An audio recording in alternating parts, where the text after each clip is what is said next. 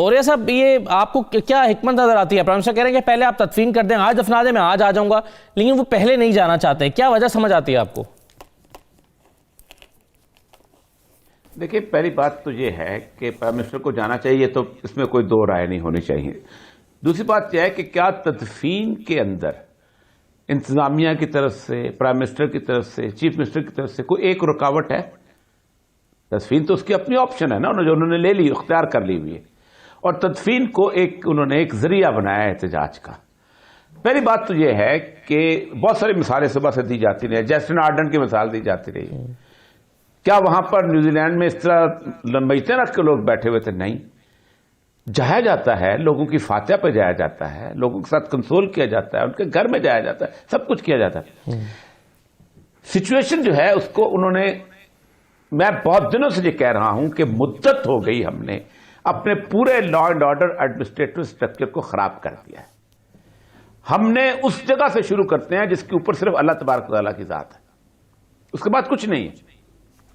میں آج سے تقریباً 8 سال پہلے میں ایک عہدے پہ تھا، تو نصیر اللہ بابر صاحب نے نیگوسیشن کیا تھا 200 بسوں کی اس کے ساتھ۔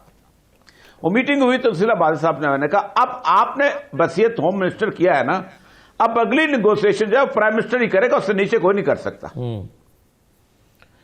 اصل مسئلہ یہ ہوتا ہے کہ آپ جب ایک ٹاپ، اب دیکھیں نا، چیف آف آرمی اسٹاف گئے، اس کے بعد 100 لوگ، پھر ہزاروں کا دھماکہ ہو گیا، تو اس کا مطلب کہ ایک تاثر یہ گیا کہ اسٹیٹ مشینری فیل ہو چکی ہوئی۔ ان ہزاروں میں جہاں پر یہ ہو کہ افغان گورنمنٹ یہ کہے کہ 3 لوگوں کے ورثاء نے ہمیں کہا ہے کہ لاشیں لائیں، ہم ہزارہ جات میں دفن کریں گے، 7 وہ لوگ ہیں ان میں سے جو افغان نیشنلز ہیں۔ آپ مجھے بتائیے کہ پاکستان کے کسی بھی افغان کیمپ سے 15-16 قتل ہو جاتے ہیں، اور وہ اٹھ کے پاکستان میں ہر بندہ کہے گا انہوں نے ہمارا امن تباہ کیا ہوا، یہ آپ کا رویہ کیا ہوگا؟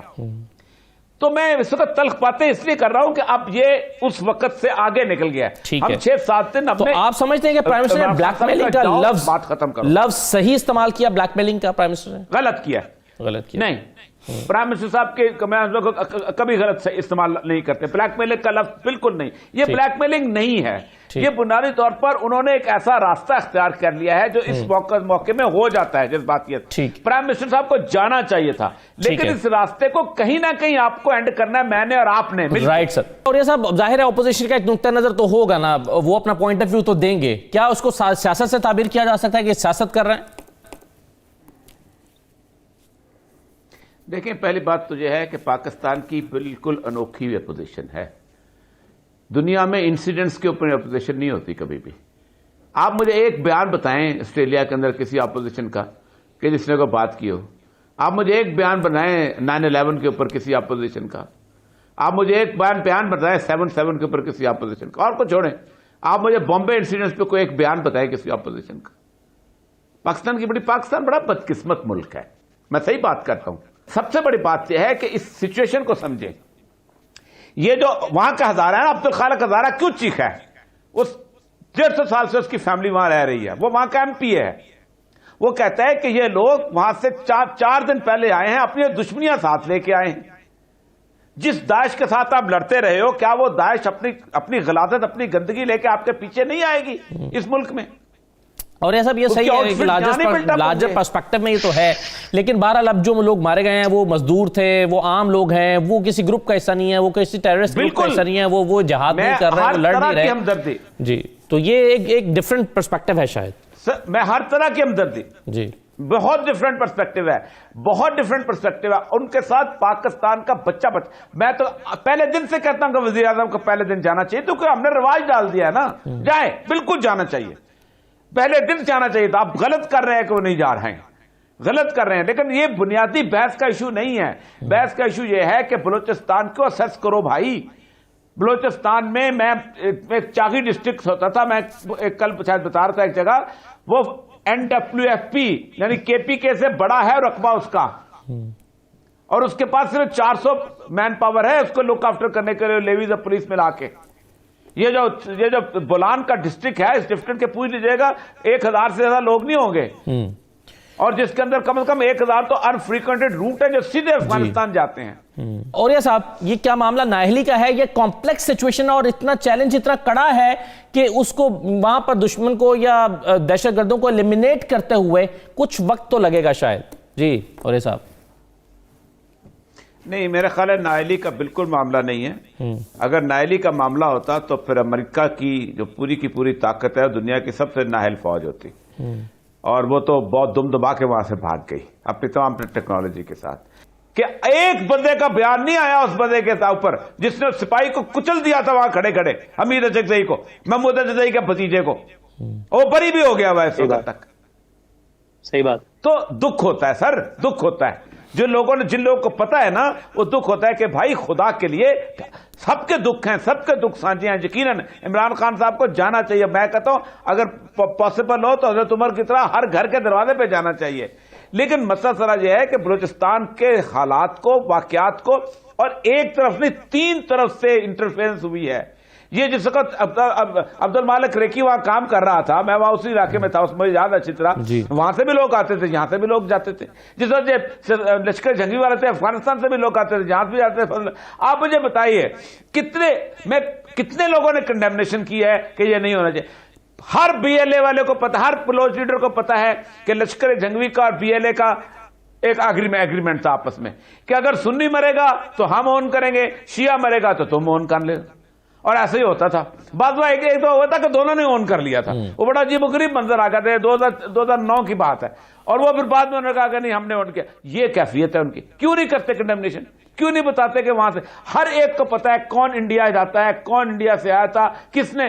بلوچ سوسائٹی میں چھپتا نہیں ہے، ٹرائبل سوسائٹی میں ہر ایک کو پتا ہے کس کا کہاں سے پیسہ آتا ہے، افغانستان میں کیسے جاتے ہیں، کس طرح جاتے ہیں، ہر ایک کو پتا ہے۔ اور ایک بات بتاؤں، یہ جس طرح کا راستہ ہے، یہ وہاں پر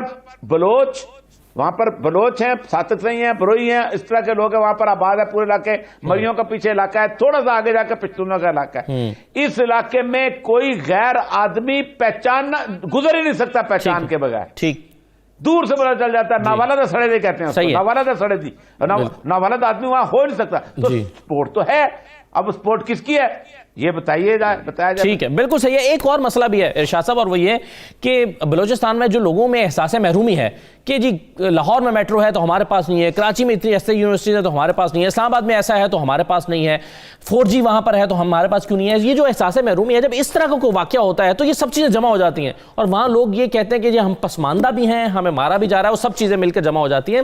تو شاید اور بھی کچھ سیکٹرز میں بلوچستان میں کام کرنے کی ضرورت ہے، تحفظ دینے کے ساتھ ساتھ۔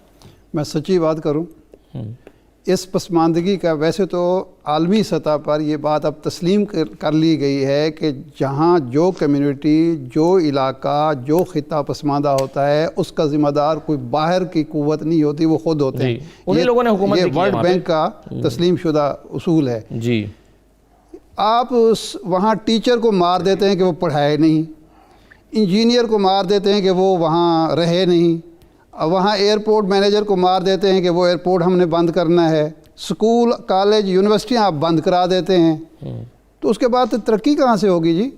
پیسہ جو جاتا ہے وہ جو وہاں کے نواب ہیں، وڈیرے ہیں، وہ اپنی جیب میں رکھ لیتے ہیں عیاشی کے لیے۔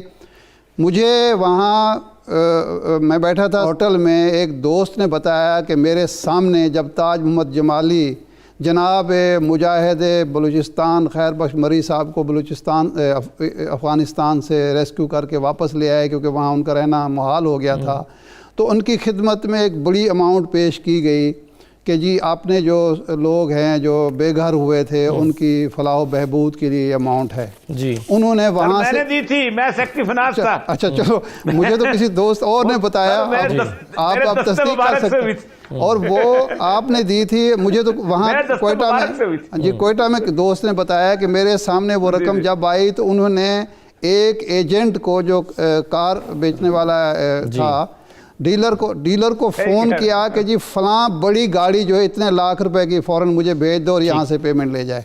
تو اس کا ذمہ دار کون ہے؟ وہ کوئی کہنے کے لیے تیار ہے؟ یہ اللہ نظر جو ہے، یہ جو جن لوگوں کو مار رہا ہے وہاں، शनाख्ती कार्ड देख के वो वहाँ जो कब्ज़ा ग्रुप हैं वहाँ कब्ज़ा करने गए हैं, वो पढ़ाने गए हैं, मजदूरी करने के लिए, कोई कान है, कारखाना लगाएंगे, कुछ सनत लगाएंगे, वहाँ तरक्की होगी, रोजगार मिलेगा।